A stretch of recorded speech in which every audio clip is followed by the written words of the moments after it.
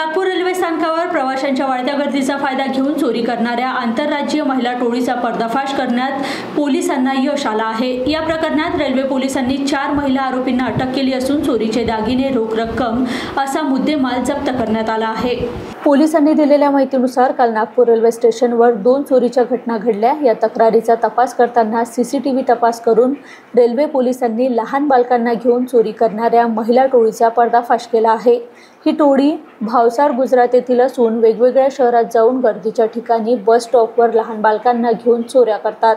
या टोळीतील 4 महिलांना पोलिसांनी अटक केली आहे व पुन्हा चोरीचे गुन्हे उघड होण्याची शक्यता दर्शविली आहे। पोलिसांनी या चोरांकडून 56,000चे दागिने व 40,000 रोख रक्कम चोरीला गेलेला मुद्देमाल हस्तगत केला आहे।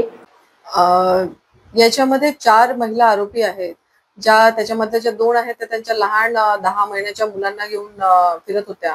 आणि ही जी टोळी आहे ही टोळी आहे बेसिकली महिलांची, जी चोऱ्या करते। रेल्वे स्टेशन्सवर, वेगवेगळ्या रेल्वे स्टेशन्सवर उतरतात ते आणि तिथे येऊन ते जेव्हा प्रवासी रेल्वेमध्ये चढत असतात किंवा रेल्वेतून उतरत असतात तर आपल्या लहान बाळांचा हे घेऊन की इनोसेन्स घेऊन की लहान मुलं आहेत तर काही करणार नाही या महिला, तर तशा ह्याच्यामध्ये त्या जातात आणि त्या पर्समधून चोरी करतात।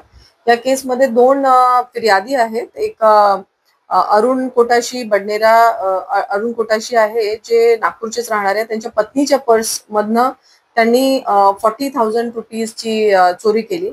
आणि नेहा वानखेडे ज्या नागपूरच्या हुडकेश्वरच्या राहणार आहे तर त्या रेल्वेमधून बाहेर चालल्या होत्या, म्हणजे उतरल्या होत्या नागपूर आणि बाहेर चालल्या होत्या। तर त्यांच्या याच्यातून 56,500ची त्यांनी सोने आणि चांदीचे दागिने यांनी चोरले होते।